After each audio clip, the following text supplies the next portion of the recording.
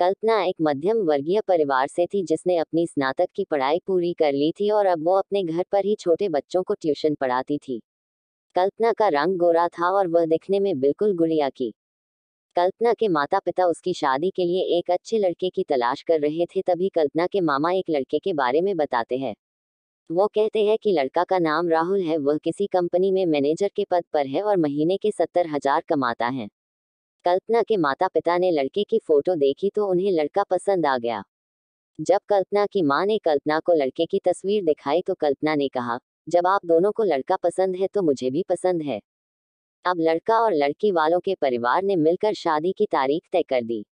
कल्पना के माता पिता बहुत खुश थे कि उनकी बेटी की शादी एक अच्छे घर में हो रही है। पूरे धूमधाम से कल्पना की शादी हो गई। अब कल्पना अपने बचपन के घर को छोड़कर एक घर नए घर चली गई।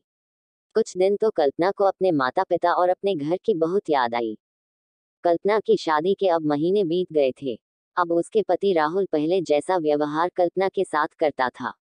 कल्पना से वो चिड़ा चिड़ा सा रहता था। राहुल अब न पहले जैसा कल्पना को प्यार करता और न ही उसकी बातों को मानता। कल्पना को समझ नहीं आ रहा था कि वो क्या करे। वो बस रोकर अपने दर्द को कम करने की कोशिश करती। एक दिन कल्पना को पता चला कि राहुल सिगरेट पीने के बहाने छत पे जाता और किसी लड़की से बातें करता है। जब कल्पना ने राहुल से पूछा कि आप रोजाना छत पे जाकर किससे बात करते हैं, तो इस पे राहुल ने जवाब दिया कि वो मेरे ऑफिस का फ्रेंड है, बस उसी से बातें करता हूँ और तुम अपने काम से मतलब रखो, ज्यादा सीआईडी बनने की जरूरत नहीं है।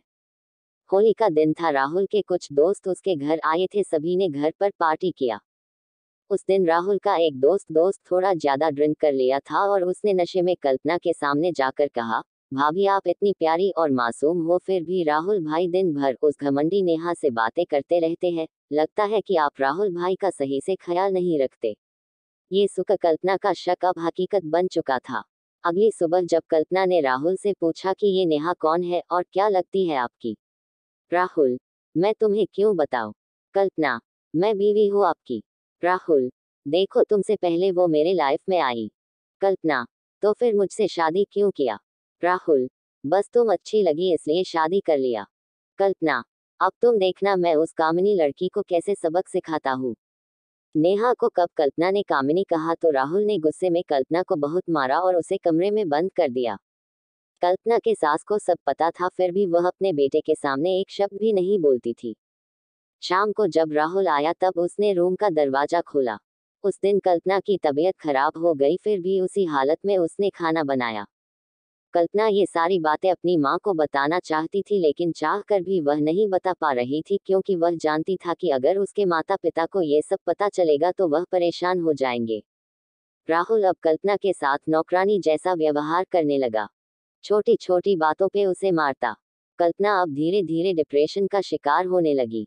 उसके दिमाग में गलत गलत ख्याल आने लगे। अब न वो समय पे खाना खाती और न ही किसी से बात करती। आखिरकार एक दिन कल्पना ने रूम में फांसी लगाकर आत्महत्या कर ली। कल्पना ने आत्महत्या का कारण किसी को नहीं बताया, लेकिन उसके सास को पता था कि कल्पना ने आत्महत्या क्यों किया। दूसरी तरह कल्पना के माता पिता का रो रो कर बुरा हाल हो गया। कल्पना की मां ने पुलिस को आत्महत्या कारण उसके ससुराल वालों को बताया। पुलिस राहुल और उसके माता पिता को ले गए, लेकिन पैसों के दम पर कुछ ही दिनों में राहुल और उसके माता पिता जेल से छूट गए। जीवन में अक्सर अच्छा दिखने वाला इंसान अच्छा नहीं होता। उसके अंदर कहीं ना कहीं बुराई छुपी होती है और वही बुराई किसी की जिंदगी को बर्बाद कर देती है। कुछ ऐसा ही कल्पना के साथ हुआ।